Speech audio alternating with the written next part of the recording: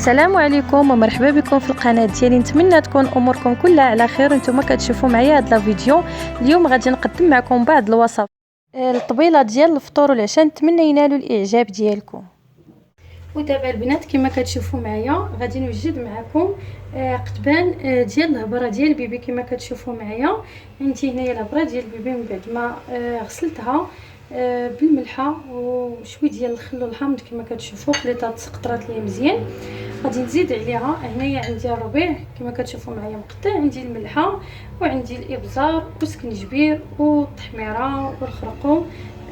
هنايا عندي الثومه محكوكه. هنايا عندي البصيله مشلضه، اما ديروها مشلضه او محكوكه وتكون مشلضه رقيقه. صافي دابا غادي ندوز ونقاد نشرب القطبان ديالي. صافي كما كتشوفوا معايا غادي ندير قزبور ومعدنوس،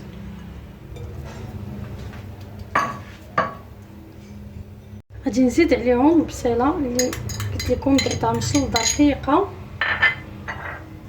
غادي نزيد هاد الفصوص ديال الثومه كيجيو رائعين البنات. دابا غادي نديرهم ونخليهم من الصباح حتى الوقيته فاش نبغيهم، عاد غادي نديرهم يطيبوا. صافي هنا غادي ندير الخرقوم، غادي نزيد سكنجبير،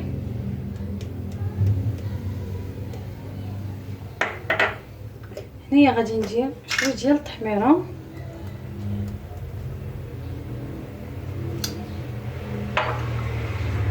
غادي نزيد الابزار،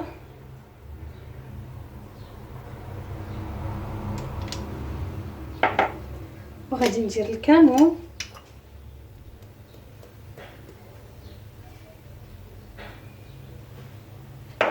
واخر حاجه غادي ندير الملحه كتبقى على حسب الذوق ديال كل واحد فينا. غادي نزيد عليهم شويه ديال زيت الزيتون، وغادي ندير شويه ديال الخل. يمكن لكم ديروا الخل العادي او الخل ديال الحامض اللي كان متوفر عندكم.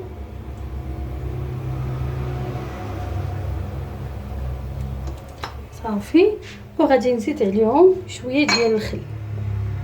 وهنايا البنات كما كتشوفوا معايا من بعد ما زدت عليهم القطبان ديالي، صافي دابا غادي نبقى كندير بحال هكا باش تخليهم الشرموله كاملهم ونغطي عليهم ونخليهم يتشربوا ليا العطريه حتى الوقيته اللي نبغيهم، وغادي نشويهم.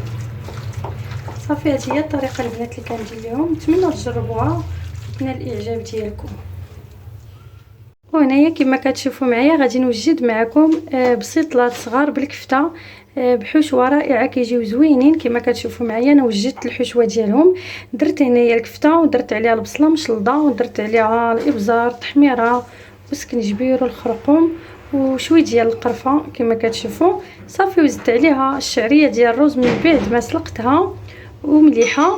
صافي ودابا درت عليها شويه ديال الزيتون مقطع من الفوق، كيبقى اختياري، ممكن ديروه ممكن تستغناو عليه. هنايا عندي الورقه من بعد ما قطعتها على 4 كما كتشوفوا. هنايا عندي شويه ديال الزيت المائده، وهنايا عندي الصفر ديال البيضه.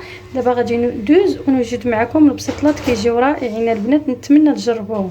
صافي البنات كما كتشوفوا معايا هاني حطيتها على المول. علاش غادي نخدم؟ كما كتعرفوا دائما الجهه اللي كتكون عندنا فازقه هي اللي كنديرو من على برا، والجهه الناشفه هي اللي غادي نعمر. كما كتشوفوا غادي ندير الحشوه اللي عندي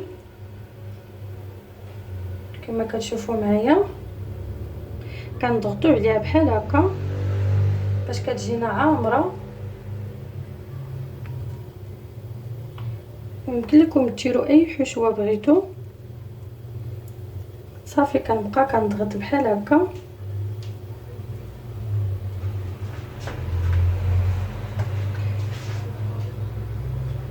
صافي دابا كما شفتوا معايا غادي نبقى كنجمع الجوانب اللي عندي. غادي ندير في يديا شويه ديال الزيت باش كنجمع بحال هكا، والجوانب اللي بحال هكا كيبانوا ليا ما كيبغيوش يتجمعوا كندير لهم شويه ديال صفر البيض بحال هكا، وكنبقى كنجمع كما كتشوفوا معايا كيجيو رائعين.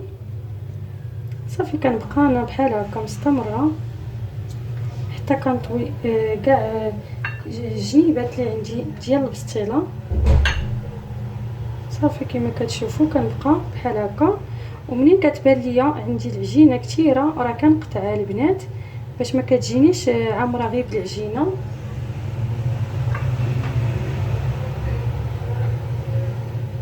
صافي هذه هي الطريقه اللي كندير، كتجي ناجحه. دابا غادي ندوز ونقطعها كما كتشوفوا معايا. صافي دابا غادي ندوز ونجمعها، نجمع لها هاد الجوانب بحال هكا على هاد الشكل كما كتشوفوا معايا البيض. صافي كنبقى نضغط عليها بحال هكا. صافي هادو هما البسيطله تاعي كما كتشوفوا معايا. دابا غادي ندوز حتى نكملهم كاملهم ونحطهم في الطاوه، ومن بعد غادي نتلاقى معكم. صافي كما كتشوفوا معايا كنعاود بنفس الطريقه، كندير بحال هكا، كنعاود نعمر الحشوه كما كتشوفوا معايا. من بعد ما كنعمرها كي وريتكم، دابا غادي ندوز ونبقى نجمع هاد الجوانب. كي قلت لكم انا كندير غير الزيت والبيض صافي، هما باش كنكتفي. كنبقى مستمره بحال هكا. دوك الجنيبات كندير لهم بحال هكا شويه ديال البيض باش كيتجمعوا ليا دغيا. صافي كنبقى مستمره بحال هكا حتى كتجمع ليا. عاود شاركت معكم الطريقه المره الثانيه باش بالنسبه للبنات المبتدئات يفهموا كيفاش. صافي هذه هي الطريقه كما كتشوفوا. وهنايا راه كنقطع باش ما كتجينيش عامره بالعجينه. صافي نقطع بحال هكا، وهاد الجنيبات كنلصقهم بالبيض وكنضغط بيديا. صافي هذه هي الطريقه اللي كندير. وهادو هما البسيطلات ديالي من بعد ما ساليتهم كما كتشوفوا. صافي من الفوق دهنتهم بشويه ديال البيض مخلط مع شويه ديال الزيت والخل، ودرت عليهم من الفوق هكا الورقه اللي شاط ليا زوقت بها. دابا غادي ندخلهم للفران اللي سخنته، غادي نخليهم يطيبوا على عافيه مهيله حتى يطيبوا لي ونزلهم يتحمروا ونقدموهم بالصحه والراحه. وهذا هو الفطور اللي وجدت معكم البنات. كما كتشوفوا هادو البسيطلات اللي وجدت معكم كيجيو رائعين، نتمنى تجربوهم وينالوا الاعجاب ديالكم. صافي هذه هي الطبيله ديالنا ديال اليوم بغيت نشاركها معكم. كما كتشوفوا هنا الحريره الحمراء وحريره بيضاء، وهنايا مسمنات مقليين، هنايا القطبان اللي وجدت معكم، وهنايا مسمنات معمرين، وهنايا البطبوط كما كتشوفوا، وهنايا بريري ديال اتاي، وهنايا العواصر كما كتشوفوا عندي ديال الليمون والمانغا والليمون والخيار وديال الليمون والتفاح، وهنايا ديال الحليب والافوكا والتفاح. نتمنى الطبيله ديال اليوم تنال الاعجاب ديالكم. هنايا البنات كما كتشوفوا معايا غادي ندير معكم ضلعه محمره في الفران كتجي رائعه كما كتشوفوا معايا. هنايا عندي ضلعه ديال الغنمي وغادي نشرملها. عندي هنايا تحميره، وعندي شويه غادي ندير شويه ديال الابزار والكمون وشويه ديال الخرقوم باش كتعطينا اللون، وهنايا عندي شويه ديال الزبده غادي نزيد عليهم شويه ديال الماء ونشرمل بهم الضلع اللي عندي، ومن بعد غادي نوريكم باش غادي ندخلها للفران. صافي دابا كما كتشوفوا غادي ندير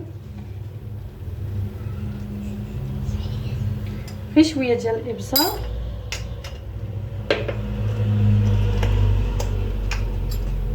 غادي ندير شويه ديال الملحه كما كتشوفوا كتبقى على حسب الذوق. صافي دابا انا غادي نطيبها في الفران الدار، اما الا بغينا نطيبوها في ديال الزنقه راه كنكتفيو غير بشويه ديال الزبده وكتجي لذيذه.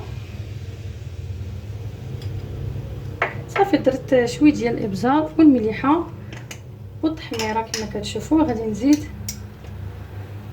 الخرقوم باش كيعطينا فيها اللون، وهنايا اخر حاجه عندي الكمون.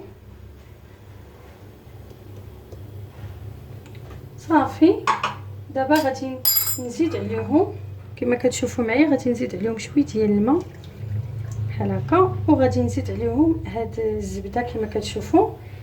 صافي وغادي نشرمل بهم الضلعه اللي عندي.